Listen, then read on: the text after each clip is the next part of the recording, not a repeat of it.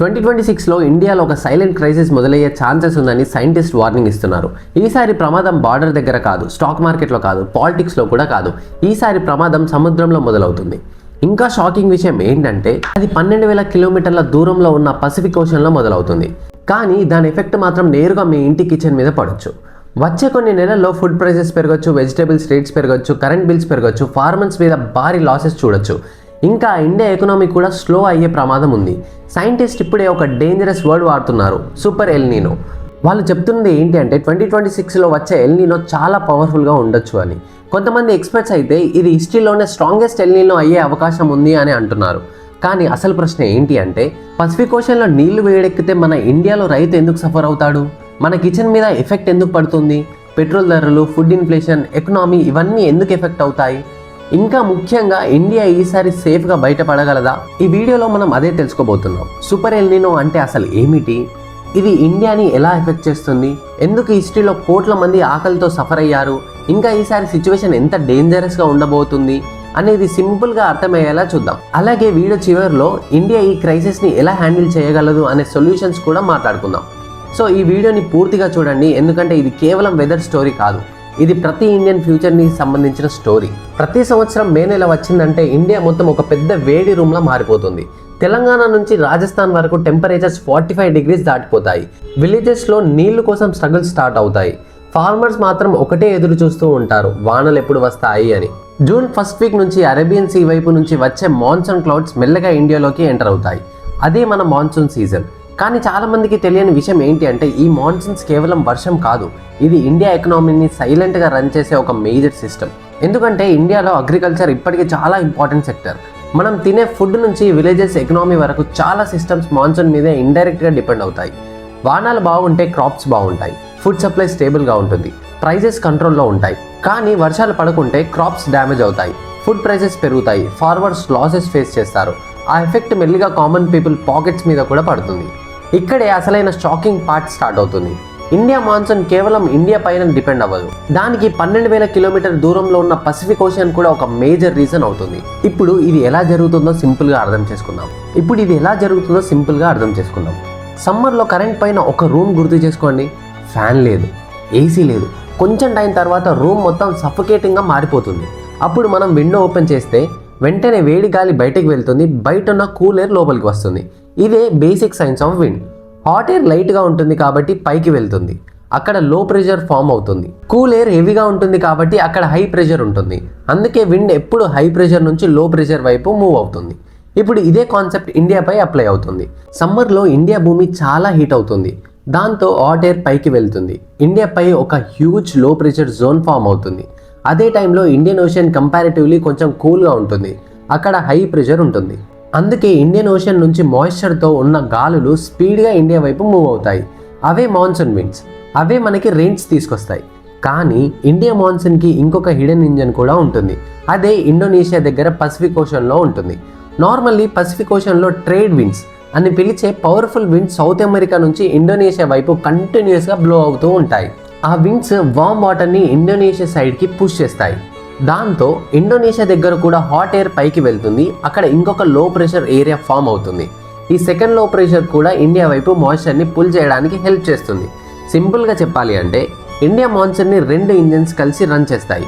ఒకటి ఇండియాలో ఫామ్ అయ్యే లో ప్రెషర్, ఇంకోటి ఇండోనేషియా దగ్గర పసిఫిక్ ఓషన్లో ఫామ్ అయ్యే లో ప్రెషర్. కానీ ప్రతి కొన్ని సంవత్సరాలకి ఒకసారి ఈ సిస్టమ్ మొత్తం డిస్టర్బ్ అవుతుంది, అదే ఎల్ నీనో. కొన్నిసార్లు పసిఫిక్ ఓషన్లో ఉన్న ట్రేడ్ విండ్స్ వీక్ అవుతాయి, కొన్నిసార్లు రివర్స్ డైరెక్షన్లో కూడా మూవ్ అవుతాయి. అప్పుడు నార్మల్లీ ఇండోనేషియా దగ్గర ఉండాల్సిన వామ్ వాటర్ మెల్లిగా తిరిగి సౌత్ అమెరికా వైపు షిఫ్ట్ అవ్వడం స్టార్ట్ అవుతుంది. దాంతో ఇండోనేషియా దగ్గర ఫామ్ అవ్వాల్సిన లో ప్రెషర్ వీక్ అవుతుంది. కొన్ని ఏరియాస్లో హై ప్రెషర్ డామినేట్ చేయడం స్టార్ట్ అవుతుంది. అంటే ఇండియా మాన్సూన్కి హెల్ప్ చేసే సెకండ్ ఇంజన్ స్లో అవ్వడం లాంటి సిచ్యువేషన్స్ క్రియేట్ అవుతాయి. ఇంకా డేంజరస్ పార్ట్ ఏంటి అంటే మాయిశ్చర్ని ఇండియా వైపు పుల్ చేయాల్సిన సిస్టమ్ వీక్ అయిపోవడం వల్ల మాన్సూన్ స్ట్రెంత్ కూడా ఎఫెక్ట్ అవుతుంది. ఇదే ఎల్ నీనో ఎఫెక్ట్. ఇప్పుడు సైంటిస్ట్ అండ్ క్లైమేట్ ఎక్స్పర్ట్స్ ఒక ఇంపార్టెంట్ వార్నింగ్ ఇస్తున్నారు. 2026లో strong El Nino conditions develop అయ్యే ఛాన్సెస్ ఉందని చాలా క్లైమేట్ మోడల్స్ ఇండికేట్ చేస్తున్నాయి. Normally Pacific Ocean temperatures average కన్నా అరౌండ్ 0.5 డిగ్రీస్ ఎక్కువ ఉంటే దాన్ని ఎల్ నీనో కండిషన్ అని కన్సిడర్ చేస్తారు. టెంపరేచర్స్ ఇంకా ఎక్కువ పెరిగితే స్ట్రాంగ్ ఎల్ నీనోగా క్లాసిఫై చేస్తారు. కొన్ని ఫోర్కాస్ట్ ప్రకారం పసిఫిక్ వార్మింగ్ చాలా హై లెవెల్స్కి వెళ్ళొచ్చు అని ఎస్టిమేట్స్ వస్తున్నాయి. అదే జరిగితే వరల్డ్ వెదర్ సిస్టమ్ మీద కాదు, ఎస్పెషల్లీ ఇండియా మాన్సూన్ మీద నోటీసబుల్ ఇంపాక్ట్ పడే ఛాన్సెస్ ఉన్నాయి. అందుకే ఇప్పుడు సైంటిస్ట్ పసిఫిక్ ఓషన్ని చాలా క్లోజ్లీ మానిటర్ చేస్తున్నారు. ఇప్పుడు అసలైన డేంజరస్ పార్ట్ ఏంటి అంటే ఎల్ నీనో ఇండియాని ఒక్క వేలో కాదు, మల్టిపుల్ వేస్లో ఎఫెక్ట్ చేయగలదు. ఫస్ట్ ఎఫెక్ట్, ఇండియన్ ఓషన్ టెంపరేచర్స్ని కూడా పెరగడం స్టార్ట్ అవ్వచ్చు. నార్మల్లీ మాయిశ్చర్ క్యారీయింగ్ విండ్స్ని సపోర్ట్ చేయాల్సిన టెంపరేచర్స్ బ్యాలెన్స్ డిస్టర్బ్ అవుతుంది. దాంతో హై ప్రెషర్, లో ప్రెషర్ మధ్య డిఫరెన్స్ తగ్గిపోతుంది. డిఫరెన్స్ వీక్ అయితే విండ్స్ స్ట్రెంత్ కూడా వీక్ అవుతుంది. అంటే మాయిశ్చర్తో ఉన్న గాలులు ఇండియాలోకి స్ట్రాంగ్గా రాకపోవచ్చు. సెకండ్ ఎఫెక్ట్, ఇండోనేషియా దగ్గర ఉండాల్సిన లో ప్రెషర్ సిస్టమ్ వీక్ అవుతుంది. ఇండియా మాన్సూన్కి సపోర్ట్ చేసే సెకండ్ ఇంజన్ స్లో అయిపోయినట్టే అవుతుంది. Third effect, Pacific trade winds కూడా వీక్ అవ్వచ్చు. దాంతో ఓవరాల్ మాయిశ్చర్ మూవ్మెంట్ డిస్టర్బ్ అవుతుంది. రిజల్ట్ ఏంటి? కొన్ని ఏరియాస్లో లేట్ రెయిన్స్, కొన్ని ప్లేసెస్లో వెరీ వీక్ రెయిన్స్, ఇంకొన్ని రీజియన్స్లో అన్ఈవెన్ రెయిన్ఫాల్. ఈ ప్యాచీ మాన్సూన్ అగ్రికల్చర్కి చాలా రిస్కీ. ఎందుకంటే క్రాప్స్కి కరెక్ట్ టైంలో కరెక్ట్ అమౌంట్లో రెయిన్ కావాలి. ఒక్కసారి టైమింగ్ మిక్స్ అయితే ఈల్డ్స్ డ్యామేజ్ అవుతాయి. ఫార్మర్స్ లాసెస్ ఫేస్ చేస్తారు. ఫుడ్ సప్లై ఎఫెక్ట్ అవుతుంది.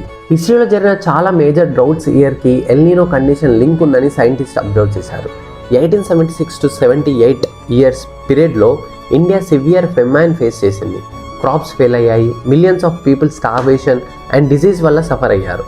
కానీ హిస్టోరియన్స్ చెప్పేది ఏంటి అంటే క్లైమేట్తో పాటు అప్పటి policies and poor relief systems కూడా ఆ డిజాస్టర్ని ఇంకా డేంజరస్గా మార్చాయి అని. తర్వాత కూడా సెవెరల్ ఎల్ నీనో ఇయర్స్లో ఇండియా ఎకనామిక్ ప్రెషర్ ఫేస్ చేసింది. 1972 డ్రౌట్ టైంలో ఎకనామీ మీద హెవీ ఎఫెక్ట్ పడింది. 2002లో కూడా వీక్ మాన్సూన్ అగ్రికల్చర్ అండ్ గ్రోత్ని ఎఫెక్ట్ చేసింది. అండ్ 2015లో కూడా food inflation and farmer distress పెరిగాయి.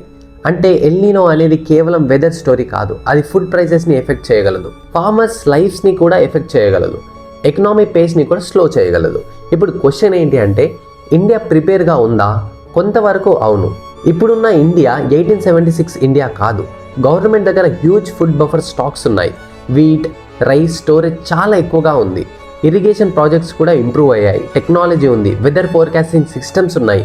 కానీ బిగ్గెస్ట్ ప్రాబ్లం ఇంకా అదే. మన దేశంలో ఇప్పటికీ చాలా ఫామ్ ల్యాండ్ రెయిన్ మీద డిపెండ్ అవుతోంది. Drip irrigation, sprinkler systems, water management ఇంకా ఇంప్రూవ్ కావాలి. ఇంకా మిలియన్స్ ఆఫ్ పీపుల్ అగ్రికల్చర్ మీదే డిపెండ్ అవుతున్నారు. అంటే ఒక క్లైమేట్ ఈవెంట్ వల్ల కోట్ల మంది లైఫ్స్ ఎఫెక్ట్ అయ్యే సిచ్యువేషన్ ఇంకా ఉంది. అందుకే ఎక్స్పర్ట్స్ చెప్తున్నది ఏంటి అంటే ఇండియా లాంగ్ టర్మ్లో అగ్రికల్చర్ డిపెండెన్సీస్ తగ్గించి మ్యానుఫ్యాక్చరింగ్, ఇండస్ట్రీస్, సర్వీస్ సెక్టార్స్ని ఇంకా పెంచాలి అని. సౌత్ కొరియా, చైనా లాగా ఎకనామీ డైవర్సిఫై అవ్వాలి అని.